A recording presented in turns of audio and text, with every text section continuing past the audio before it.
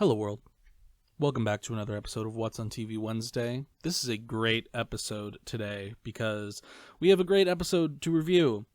So, the episode that we're reviewing today is Watchmen, Season 1, Episode 8, A God Walks into Abar, and it is fucking phenomenal. It currently has a 9.6 on IMDb. That is completely unsurprising to me. It deserves that 100%. And this episode, every single episode of this season so far has continually cemented the fact that Damon Lindelof is one of the best writers in the Hollywood sphere as far as television is concerned. This episode was amazing. I can see people having some complaints about it because, in a way, this is the third flashback episode in a row, and if people know anything about Damon Lindelof, or if people have any critiques of Damon Lindelof, it's usually his use of flashbacks. I personally have no problem with it. I think it is a great way to tell the main story, to tell a main plot by using a flashback as a subplot. Or in this case, this story of this episode is told so beautifully because it is non-linear, but is one of the best representations of non-linear storytelling I've ever seen. And I will talk about how that culminates in the scene where he is on the pool simultaneously talking to Angela and Angela's grandfather, but I will get to that later. I'm going to go chronologically throughout the episode. So we're going to start with Dr. Manhattan. This is the first we've seen of him, I think, in the show, in his blue form, because when we saw him, I think it was in the first episode, actually, that there was a scene of him on, or maybe it might have been the second episode, there was a TV screen that showed him on Mars, but we found out that that is actually not him. I don't think anyone's surprised by that the version of him on Mars is just a projection or hologram, whatever it is. I don't think anyone's shocked to hear that news. Not most people, but a lot of people suspected that it was Cal, and then most people knew that he would be in the show at some point. I mean, he's Dr. Manhattan. Everyone expected to see him used in the story to some degree, because, I mean, if he's there and he's alive, why wouldn't you use him? So, we open with Dr. Manhattan walking into Abar, but also walking into Abar. So the title already has a sort of double meaning. So when Dr. Manhattan walks into the bar, he sees Angela sitting there, and Angela has different hair. This is 10 years into the past. So they talk for a while, and the dialogue that Damon Lindelof writes for Dr. Manhattan is amazing. It feels extremely reminiscent of the comic, and I think he nails it. I don't know if it's Yahya Abdul-Mateen who's also doing the voice for this version of Dr. Manhattan. I don't think it is. I think it's a different actor. I honestly don't know, but whoever is doing the voice, I think, is nailing it. It sounds like what I would have imagined Dr. Manhattan to sound like, and the way that he enunciates, I feel, is very accurate. Not even that you can get accurate because they're adapting from a comic book, but it makes sense, and I think it works very well. So Angela and Dr. Manhattan are in the bar, and they're talking. They're having a very playful conversation. Angela spends this holiday, which I can't remember what it is, if it's VVN or VVA. She spends every one of these holidays in a bar because she is lonely, because she feels empty inside, because this is also the anniversary of her parents' death. So Dr. Manhattan already knows that, and he makes that known to Angela. Angela's a little confused, but I mean, all throughout this flashback specifically of her in the bar, she's just not buying it, which is very entertaining because Dr. Manhattan sort of keeps like proving that he's Dr. Manhattan, but she's skeptical. She's a skeptical person. You have to be if you're going to be a police officer, or even a good one at that. So Dr. Manhattan, very unsurprisingly, comes on way too strong. He's all like, "Oh, I'm in love with you," and starts saying all these facts and facets about Angela's life that Angela hasn't told him yet. But of course, Dr. Manhattan experiences time non-linearly. He experiences everything simultaneously at once. It's not confined to the linear strand of time that us humans experience.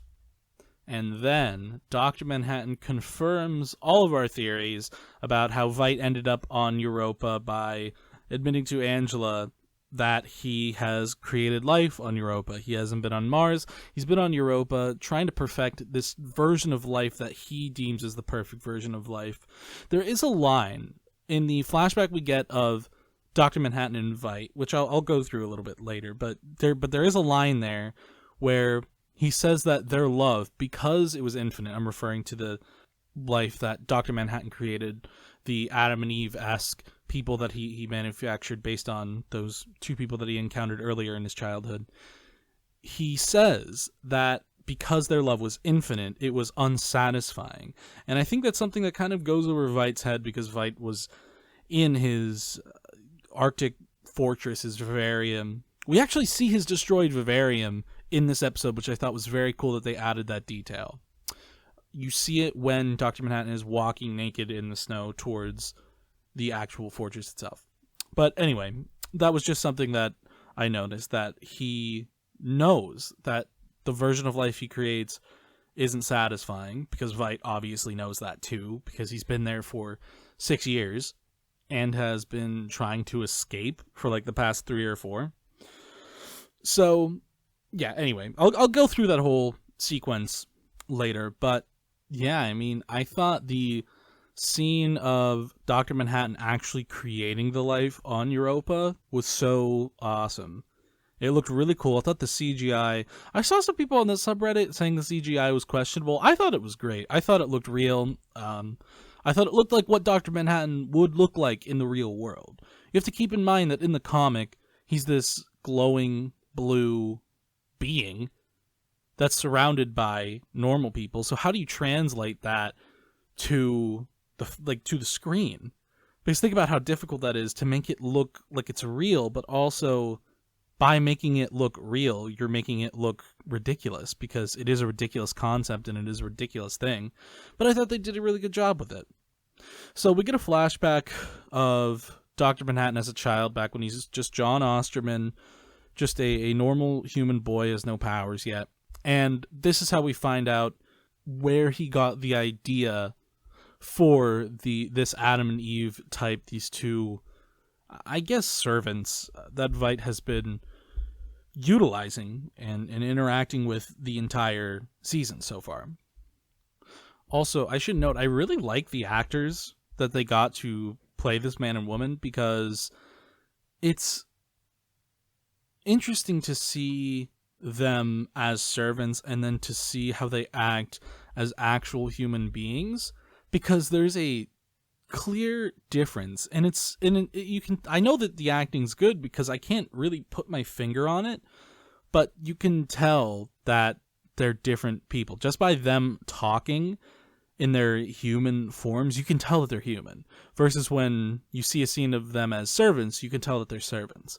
So I don't really know what specifically the actors are doing in their performance to make that so, but I think it's very impressive that I can just see this person acting as a human being, and I'm like, oh, that's completely different from the servant that I had seen him act a million times over this season. So yeah, just a shout out to their good acting. Basically, in that flashback scene, John Osterman catches these two people who are in love, making love. And he's only a boy, he doesn't understand what he's seeing. So they pull him aside and they talk to him. They give him a Bible for some reason. And the woman, I think her name is Mrs. Crookshanks, she tells him that in exchange for the Bible, he, at some point in his life, when he makes it to America, has to create something beautiful. So that not only, I feel, plays into him on Europa actually creating life in their image, but that's also sort of what Dr. Manhattan is like in the graphic novel. He originally leaves Earth, if you'll remember, because he thinks that humans are sort of meaningless. And it's only when he finds beauty in humanity, in the craziness of humanity, the absurdity, and the overwhelming odds of being born a human, that he finds beauty in it. And it's only then when he agrees to actually jump into the main plot of the original graphic novel's storyline and actually help to prevent Veidt from destroying the world. So then we see Dr. Manhattan getting his new body. So it fast forwards 2 weeks after the conversation that Angela and Dr. Manhattan are having in the bar. And this scene takes place in a morgue, I guess. And Angela shows Dr. Manhattan 3 bodies of people that passed away that have no next of kin, people that are just slated to be cremated. No one even knows that these people are dead. And Dr. Manhattan is to choose which body he wants. And then he realizes, not even realizes, he knows because he's experiencing all of time at the same time. He knows that Angela is not revealing one of the bodies. So Angela reveals it, and there he is. It's Yahya Abdul-Mateen. And Dr. Manhattan takes the form of Yahya Abdul-Mateen, and thus we see the origin of his new body. So 6 months ahead of the conversation that Dr. Manhattan and Angela are having in the bar, we see them get into a fight. Now, the way the scene is written is perfect because it sort of foreshadows the scene on the pool later in the episode where Dr. Manhattan is letting Angela and her grandfather communicate in 2 different times. So the way that it foreshadows that is because in that scene particularly, Angela is communicating to her grandfather through Dr. Manhattan despite them talking to each other with 10 years apart. They're talking at 2 different times. So Dr. Manhattan poses the question at the end of that scene, what came first, the chicken or the egg? And he says in this case it appears to be both. Which is of course true because the effect of Judd's hanging is what prompts Angela to ask her grandfather in the past how he knew that Judd Crawford was in Cyclops, which in turn causes her grandfather to investigate in the first place, and you see that these cause and effects are looped. So how does that apply to the scene where they have a fight? Well, the only reason that they fight is because they know that a fight is coming. So the tension of the scene only ever increases when Angela says we're not going to fight, and then Dr. Manhattan is like, we are going to fight. It's going to happen in 1 minute. Like, that is what ends up causing the fight. So then what really caused the fight? If the cause of the fight was knowing that there was going to be a fight, it's the same thing. It's essentially a cause and effect loop. So that's why I really like this scene. This scene is also what prompts Dr. Manhattan to find a solution to his perception of time, because obviously it is interfering with the relationship that he and Angela have. So Angela tells him to leave, and Dr. Manhattan goes to Antarctica, where he goes to Veidt's fortress, and we see Veidt just sitting down, and in what is perfectly representative of his character, he sees some incredibly complex thing that the Americans are doing, which is nuclear technology, and he goes, "Idiots," which I thought was really funny. So he ponders a question just to himself, and Dr. Manhattan answers, and Veidt's eyes light up.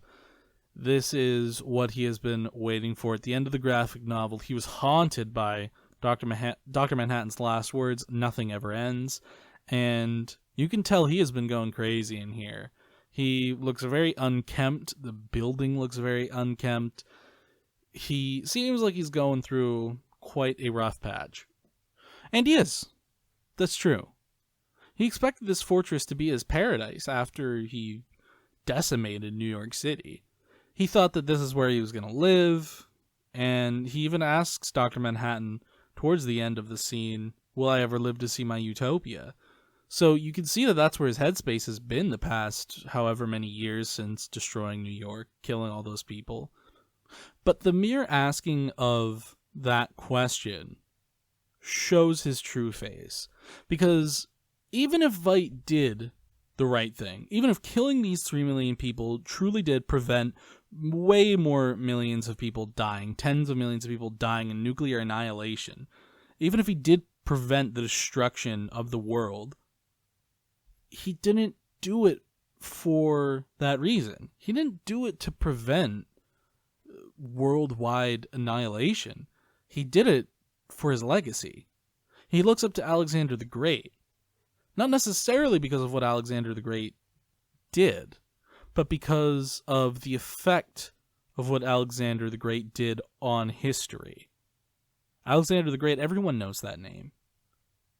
Everyone knows the feat that he did, and that's why he is so prominent in history.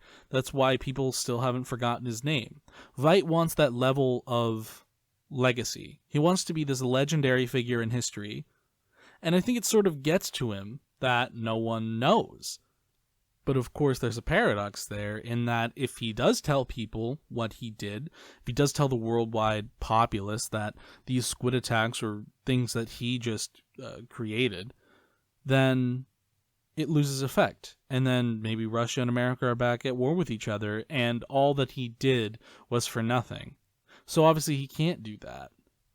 And this, combined with being alone for so many years, combined with Dr. Manhattan's last words to him so many years ago, Veidt is going crazy and he is desperate. So he gives Dr. Manhattan a device, which is in the shape of the hydrogen atom that he normally dons on his forehead. And this goes in the same place because it goes into his prefrontal cortex. So in essence, this device is going to erase all of Dr. Manhattan and John Osterman's memories. So he still technically has his abilities. He could do everything, but he doesn't know that he can do them. And that's why he's able to live as a normal human, that he can adopt the life of Cal Abar. So in exchange for the device, Dr. Manhattan is willing to send Veidt to Europa to give him the utopia that Veidt wants, but it is utopia that Veidt doesn't realize he actually doesn't want, because once he gets there, obviously we've seen throughout the season that he hates it there. That what was the purpose of all his achievements if these people are going to love him and do everything he says with absolutely no condition whatsoever? Also, just a thing I noticed, I loved how during the scene of Veidt and Dr. Manhattan's conversation, we see Veidt faking the little squid rainfalls just to propagate the lie that he is telling everybody. I thought that was a good detail. It also creates a question, though, because if Veidt has been on Europa, then who has been manufacturing the squid attacks? Because we saw one in the first episode. So my thought process behind that, and there are people on the subreddit saying similar things, that Veidt was only on Europa for 6 years, because there were only 6 birthday candles in that last cake that he was given by the game warden. But even so, that leaves a 6-year gap that squid falls weren't happening at all. So maybe he just set them to automatically occur. I don't really know. I feel like that's not really something where speculation necessarily matters. I just thought it was an interesting thing I noticed. So, before the scene ends, Veidt asks Dr. Manhattan if he has anywhere that he needs to go, if there's any business he needs to attend to, and of course, Dr. Manhattan has to go speak with Angela's grandfather. But I will get to that later when we talk about the pool scene. So, Dr. Manhattan goes back to Angela. This is after the fight. It seems like they have sort of made up that this device is going to give them the future that they want in both of the ways that they want. So Angela puts in the device and Cal Abar is born. So now finally we see Dr. Manhattan in the present timeline, and he has adopted the form of Yahya Abdul-Mateen, but he's also blue. And it was right then that I was like, all right, I guess we're never going to see Dr. Manhattan as he is in the graphic novel. We'll never see the actual representation, I guess, which is fine, but I feel like it just made it more difficult to always shoot around his face. You can never see directly into his eyes. You can never just get any good look at his face. There was one where he conjures the mansion on Europa that we do see his face for a second, but it's really blurred. But in any case, it doesn't really matter. That's a very minor thing to be upset about. But yeah, so Dr. Manhattan wakes up. He seems very confused at first, which is understandable. He's essentially been asleep for 10 years, with the exclusion of the White Night, obviously, because that was a night where his reflexes actually kicked in and instinctually he used his powers to save his wife because it was a life-threatening situation, and Veidt foreshadowed that earlier in the episode. So Cal goes out to the pool, and there's a line here that I don't know the significance of, but I imagine that it'll be revealed in the next episode. And the line is that Angela asks why Cal is on the pool, and then Cal says, well, Dr. Manhattan says, it's important. You have to see me on the pool. So I don't know why he says that. I imagine it has something to do with, in the beginning of the episode, we saw him conjure an egg, and he says to Angela that he can theoretically put his powers into another person via them consuming something. So that is very clearly in there for a reason. Something is going to happen with someone consuming something to have Dr. Manhattan's powers. It's Damon Lindelof. There's a reason that line is there. There is always a reason for every single line of dialogue in everything that he writes. So the reason I say that him being on the pool might have something to do with that is because it's directly before the scene where he's making waffles.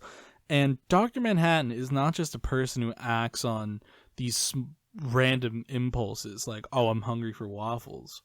Dr. Manhattan doesn't need to eat. In fact, the only reason that he ever ate in the past is just to make people around him feel like he's still sort of human.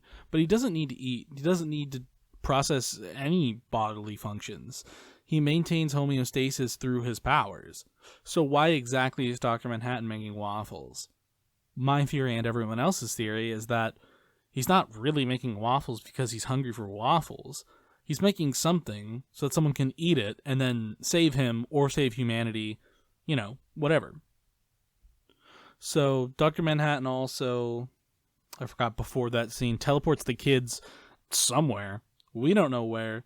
I don't know if that's just the story saying, hey, don't worry about the kids, like they're somewhere safe, or if there's actually some significance to they have gone somewhere that means something. I don't know. I'm pretty sure it's just so that in the finale, while Angela and Dr. Manhattan are with the 7th Cavalry, that we're not left to wonder, are the kids okay? Did the 7th Cavalry kill the kids? Did they raid the house? All that stuff. So on the pool, though, there is one very important thing that happens when Angela is talking to her grandfather in the past. So we get to see the entire flashback. So in the past, Dr. Manhattan shows up to Will Reeves' home, which is Nelson Gardner's home. So I think we can assume that Nelson Gardner didn't just view Will Reeves as a sex object, that he did actually have some affection for Hooded Justice because he left him this beautiful house. And I mean, it's New York City. I'm sure it wasn't cheap. You can see that the house is more than 2 rooms. But yeah, so Dr. Manhattan and Will Reeves are talking now, and Angela wants him to ask him a question. So because Dr. Manhattan experiences time non-linearly, he asks a question from Angela from the future to her grandfather in the past, and that's how we get this whole thing. That's how this whole thing started in the first place then. That is how the grandfather came here. That is how Judd Crawford was hanged, and that is how, Hooded Justice got involved with Lady True, and this is the origin of this season. This is how it started. This is the origin of the catalyst that propelled Angela into this story in the first episode with her grandfather killing Judd Crawford. Then we have my favorite moment of the episode where Dr. Manhattan and Angela are back in the house. Dr. Manhattan says, the 7th Cavalry are already here. There's absolutely no hope. There's nothing we can do. It's going to end in tragedy. And then Angela gears up. She's prepared to try anyway. And the reason it's my favorite is because I did not see it coming when Dr. Manhattan said this is the moment. And then I realized back at the beginning of the episode, Dr. Manhattan was talking to Angela, And he said that he's in love with her, and Angela was like, what was the moment? Like, where's the moment? Is there a moment where you fell in love with me? And I didn't think that would come back to play in the end of the episode. But yet again, Damon Lindelof fucked my brain. So, yeah, Dr. Manhattan says this is the moment, because I've just told you that there's absolutely no chance to save me, and you're going to try anyway. And that is something I could see Dr. Manhattan finding beauty in, finding love in, because that is a very admirable thing, to just completely denounce what is true, what is going to happen, what is known is about to happen, and to just try anyway. I think that's something that everyone can find respectable, and I can see a lot of people finding true emotion in something like that. But alas, Angela goes outside. She just starts murking these 7th Cavalry members with her pistol. She kills like 3 of them before she gets in a car. She goes up. She's about... I mean, like, everyone knew Angela was going to be safe. She's the main character, but she's put into peril when she's in the truck and the door flies open. There's someone standing there with a gun, a 7th Cavalry member. And then Deus Ex Machina, but not really. Dr. Manhattan saves her, and he just starts zapping these people into nothingness. I thought that looked really freaking cool. Like I said, I thought the CGI was on point this episode. It looked really cool when he was literally just evaporating these people with a wave of his hand. But yeah, no one's surprised. Dr. Manhattan is not killed, because we see him in the promo for next episode, but incapacitated to some degree. His powers are most likely limited. Something terrible has happened to him. He was literally like shot into this tachyon cannon. And the last thing we get in this episode is Angela screaming for John as it cuts to black and we go to credits. However, there's a post-credit scene. I knew something was missing from this episode, because even though we saw Veidt in this episode, we did not get our weekly Veidt scene. Like scene of him in his present timeline. Not his present timeline, but you know the timeline I'm referring to. Where he's with Mrs. Crookshanks and Mr. Phillips, and he's on Europa. And this one was really cool. If you watched my last podcast discussing the previous episode, I made a complaint about how we weren't getting enough explanation about Veidt's storyline, how they had a limited amount of time to wrap it up, a limited amount of time for us to find out about it. And my critique was essentially nonsense, because this episode it covered all those bases. We found out exactly why Veidt is where he is. We found out where he actually is, how it was created. We found all that stuff out, and it felt very natural. Didn't seem rushed or anything. So I gotta commend Damon Lindelof for that. But anyway, we open this post-credit scene with Veidt getting tomatoes smashed in his face by his servants, because he refuses to stay. He wants to leave. And after he gets some tomatoes smashed in his face, we see him in his cell. He's reading a book, and then the game warden comes in. I feel stupid, because I did not figure this out until this episode. I don't know how I didn't realize this. I feel like everyone else did, but the game warden is the same actor who plays Mr. Phillips, which makes sense. All the men on Europa, other than Veidt, obviously, are the same person. All the women are the same person. It makes sense that the game warden would also be Mr. Phillips, because he is in fact male. I did not realize that. Probably because he has a mask and a hat on, and he's also got like a mustache. But regardless, so Veidt is in his cell. He's reading a book. The game warden walks in. Game warden gives him his cake, which has 6 candles in it. And they have a conversation. This is probably the best scene of Veidt and the Game Warden so far this season. I mean, there's only been like 3 or 4, but I really liked this one.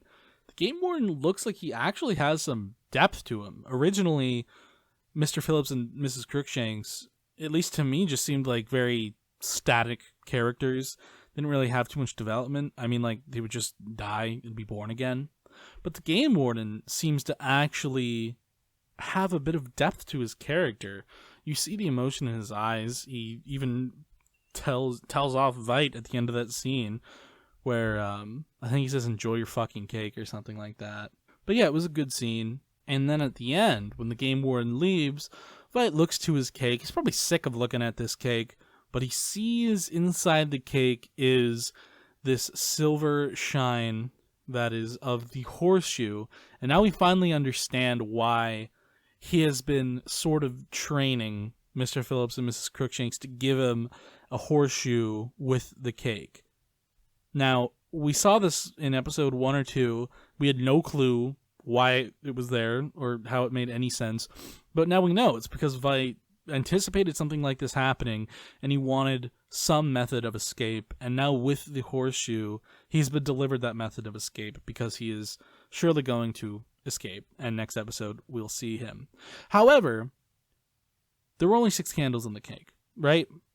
So I'm assuming that even though they're on Europa, those 6 candles are representing 6 Earth years.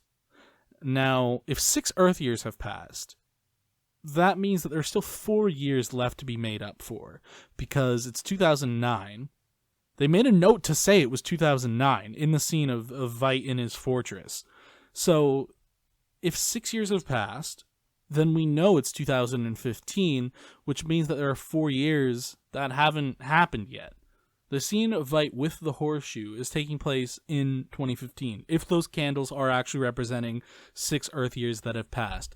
So let's think about one thing in particular that we haven't had explained to us thus far in the series, and that is the first scene we ever see of Lady True, where she buys these people's property, and then in 3 minutes a meteor strikes right on the property, and we don't know what it is. We haven't had any more context to that scene yet.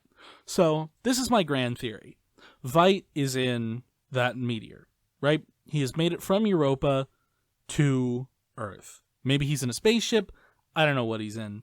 But I think that he is on Earth right now. So if that's Vite and he's here, then where has he been? Well, he's been with Lady True. And why is he with Lady True? Because Vite is going to save the world again. You heard it here first.